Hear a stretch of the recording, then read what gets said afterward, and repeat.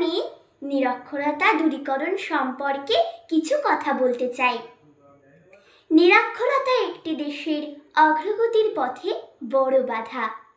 যে মানুষ পড়তে ও লিখতে পারে না, সে নিজেকে সঠিকভাবে গড়ে তুলতে পারে না। আমাদের দেশে এখনো অনেক মানুষ নিরক্ষর। এই অবস্থার পরিবর্তন করা খুবই জরুরি। নিরক্ষর মানুষ সহজে প্রতারণার শিকার হয়।